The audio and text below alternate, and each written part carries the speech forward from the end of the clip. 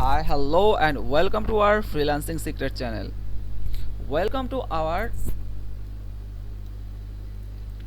responsive web design course part 1.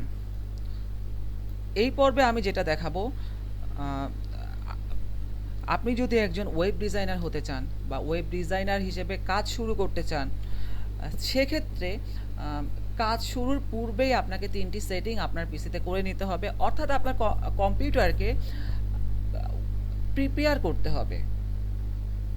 সেটা কিভাবে করব? সেটি প্রথম যে সেটিং আপনাকে করতে হবে সেটি করার জন্য আপনাকে স্টার্ট মেনুতে ক্লিক করতে হবে। স্টার্ট মেনুতে ক্লিক করে তারপরে হচ্ছে আপনাকে যেতে হবে কন্ট্রোল প্যানেলে। কন্ট্রোল কন্ট্রোল প্যানেল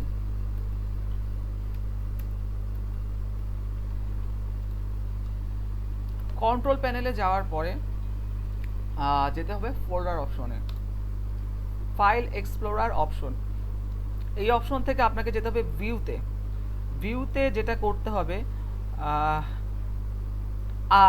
আপনাদের যেটা থাকবে, আপনারা যারা নতুন ওয়েব ডিজাইন শেখা শুরু করেছেন, ডিফল্টভাবে এই যে ফাইল টাইপটা এটা কিন্তু হচ্ছে টিকমার্ক দেওয়া থাকবে।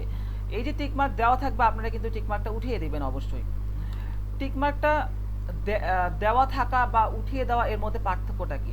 টিকমার্কটা যখন ওঠানো থাকবে তখন আপনাদের কিন্তু এই যে লেখাটা আপনি পড়ে, লেখাটা যদি আমরা পড়ি, লেখা এখানে হচ্ছে hide extension for known file type, অর্থাৎ টিকমার্কটা আমরা যদি দেই সেক্ষেত্রে আমাদের এক্সটেনশনগুলো আমরা দেখতে পাবো না।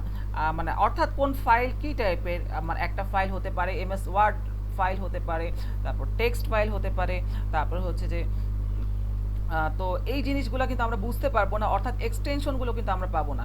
এই যে যেমন নিউ টেক্সট ডকুমেন্ট, এটা কিন্তু হচ্ছে আমরা আমরা নর্মালি কিন্তু আমরা দেখে বুঝতে পারতেছি না যে এটা হচ্ছে যে মানে টেক্সট ফাইল নাকি হচ্ছে HTML ফাইল নাকি হচ্ছে অন্য কিছু নাকি এমএস ওয়ার্ড ফাইল। তো এখানে এক্সটেনশনটা শো করছে না।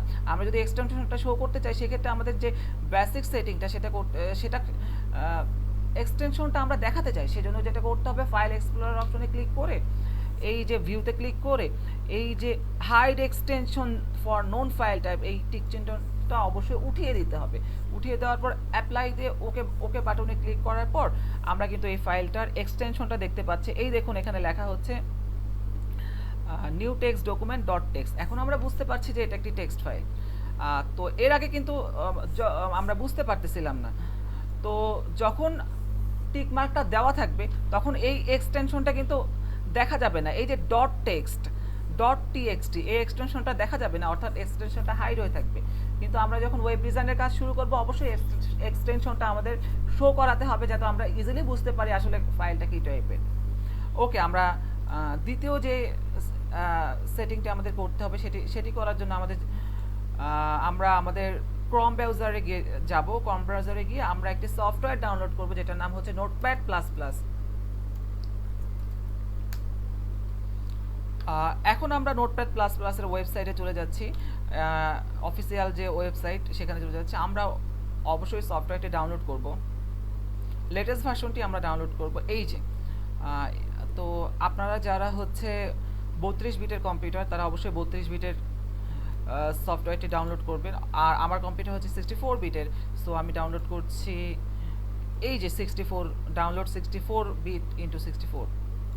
আমরা ডাউনলোড বাটনে ক্লিক করে আমরা সফটওয়্যারটি অবশ্যই ডাউনলোড করে নিব। তো ডাউনলোড করার পর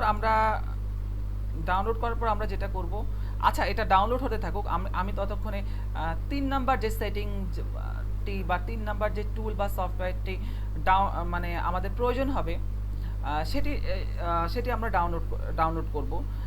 সেটির নাম হচ্ছে পিক্সি।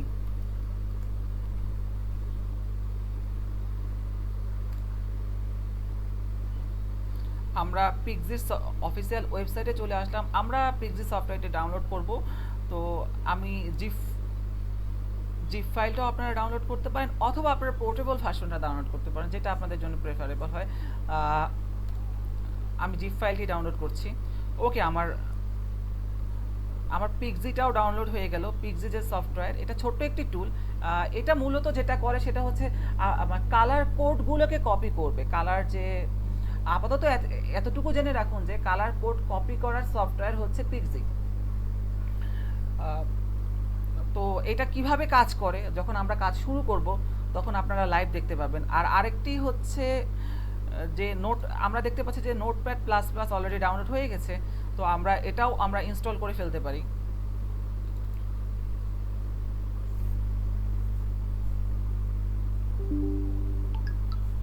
এটা ইনস্টল করার জন্য অবশ্যই আমরা ইয়েস বাটনে ক্লিক করে সফটওয়্যারটা আমরা ইনস্টল করে ফেলবো।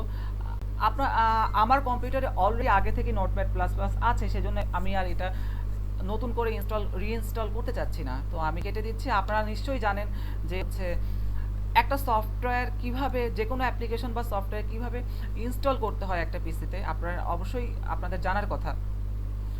আর পিক্সি যে সফটওয়্যারটা, এটা হচ্ছে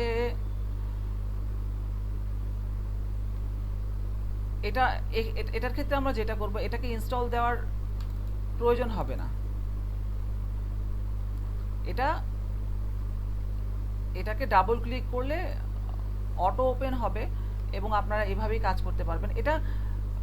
এই যে পিক্সি সফটওয়্যারটা আপনারা ডাউনলোড করে আপনারা আপনাদের ডেস্কটপে রেখে দিবেন, যখন আমরা কাজ শুরু করব এটা আমাদের প্রয়োজন হবে। ওকে, আল্লাহ হাফেজ। আমাদের আজকের টিউটোরিয়াল এই পর্যন্তই।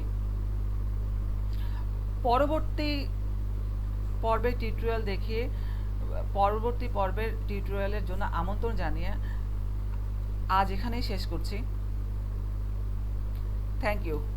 আর আপনারা যারা হচ্ছে আমার চ্যানেলে এখনও সাবস্ক্রাইব করেননি তারা অবশ্যই সাবস্ক্রাইব করবেন এবং হচ্ছে বেল আইকনে ক্লিক করে দিবেন, তাহলে আমার নতুন নতুন আপডেটেড ভিডিওগুলো আপনারা পেয়ে যাবেন। আল্লাহ হাফেজ।